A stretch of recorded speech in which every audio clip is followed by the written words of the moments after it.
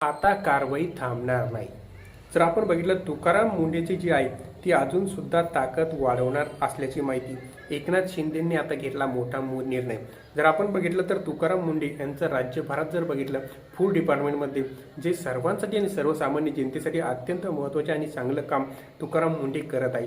त्यांनी जर आपण बघितलं तर आवश्यक असणाऱ्या गरजा म्हणजे अन्नाच्या ज्या भेसळ होत होती त्या अन्नामध्ये कोणतं सुद्धा असो किंवा ड्रग्स म्हणजे आपल्या ज्या गोळ्या असतात मेडिकलमधल्या त्यामध्ये सुद्धा एक गोळी देत नव्हते, तर अशा गोळ्यांवर सुद्धा त्यांनी त्यांची नजर आता फिरवलेली आहे. आणि या सर्वांमध्ये आता त्यांची ताकद वाढवण्याचा निर्णय उपमुख्यमंत्री एकनाथ शिंदे यांनी घेतलेला आहे. तर तो कोणता निर्णय उपमुख्यमंत्री एकनाथ शिंदे यांनी घेतलेला आहे आणि त्यामुळे कशा पद्धतीने आता तुकाराम मुंढे यांची ताकद वाढणार आहे ही संपूर्ण माहिती आता आपण या व्हिडिओच्या माध्यमातून जाणून घेणार आहोत. तत्पूर्वी तुम्ही जर आपल्या चॅनलवर नवीन आला असाल तर चॅनलला एक लाईक, शेअर आणि सबस्क्राईब करायला विसरू नका, कारण अशी महत्त्वपूर्ण माहिती तुम्हाला इथेच मिळत असते.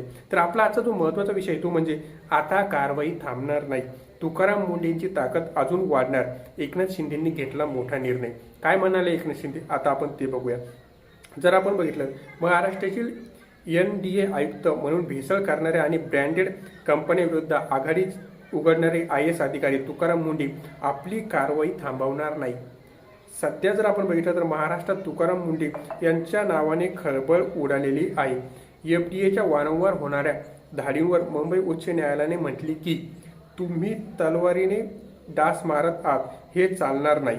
एकनाथ शिंदे यांनी लोकांना दर्जेदार अन्न आणि खाद्यपदार्थ पुरवण्यासाठी आवश्यक ती कारवाई सुरू ठेवण्यासाठी तुकाराम मुंढे यांना आता मोकळीक दिलेली आहे. तुकाराम मुंढे यांनी जर आपण बघितलं तर मुंबईतील प्रसिद्ध क्लब तसेच ब्लिक साईटसारख्या कंपन्यांवर सुद्धा कारवाई केलेली आहे. बीडमध्ये जन्मलेल्या या गतिमान अधिकारी तुकाराम मुंढे यांचे अधिकार आणखीन वाढवण्याचा निर्णय जर आहे तो एकनाथ शिंदे यांनी घेतलेला आहे. उपमुख्यमंत्री एकनाथ शिंदे यांनी दूध आणि दुग्धजन्य पदार्थामुळे जी भेसळ करणाऱ्या संघटित गुन्हेगारी अंतर्गत गुन्हे दाखल करण्याचे निर्देश सुद्धा दिलेले आहेत. जे लोक लोकांच्या आरोग्याशी खेळतात आणि विशेषतः लहान मुलांच्या जे आहे त्या जीवांशी खेळत आहे त्यावर कारवाई करण्याचे कडक असे निर्देश सुद्धा एकनाथ शिंदे यांनी दिलेले आहेत. एकनाथ शिंदेंनी पुढे जर आपण बघितलं तर FDA प्रमुख तुकाराम मुंढे यांच्यासोबत झालेल्या उच्चस्तरीय बैठकीत शिंदे यांनी हे निर्देश दिलेले आहे. या बैठकीत जर आपण बघितलं तर आरोग्यमंत्री आणि महाराष्ट्राचे गृह राज्यमंत्री उपस्थित सुद्धा होते अशी सुद्धा माहिती देण्यात आलेली आहे. दूध आणि दुग्धजन्य पदार्थात भेसळ करून लोकांच्या आरोग्याशी विशेषतः लहान मुलांच्या जीवनाशी खेळणाऱ्या संघटित गुन्हेगारांवर आपण जर बघितलं तर गुन्हे दाखल करावेत अशी सुद्धा प्रक्रिया जी आहे ती एकनाथ शिंदे यांनी स्पष्ट केलेली आहे. म्हणजे त्या लोकांवर स्पष्ट असे गुन्हे दाखल करायचे सुद्धा डायरेक्ट अधिकार एकनाथ शिंदे यांनी दिलेले आहे. ज्याच्यावर खटला चालवला जात आहे त्याच्या विरुद्ध न्यायालयाने जर आपण बघितलं तर कारवाई कोणती कायदेशीर पळवाट असू नये असे सुद्धा शिंदे म्हटले. यासाठी नामांकित आणि ज्येष्ठ कायदे तज्ज्ञांचा सल्ला घ्यावा आणि तातडीने एक विशेष कायदेशीर पथक स्थापन करावे असे त्यांनी सुचवले. बैठकीत जर बघितलं तर NDA आयुक्त तुकाराम मुंढे यांनी विकसित केलेला महाराष्ट्र 2047 योजनेअंतर्गत 2026-27 साठी विभागीय उद्दिष्ट ती साध्य करण्यासाठी केल्या जात असलेल्या कारवाई सुद्धा सकारात्मक असल्याची माहिती आणि सरकार तुकाराम मुंढेंच्या मागे असल्याची माहिती सुद्धा एकनाथ शिंदे यांनी दिलेली आहे.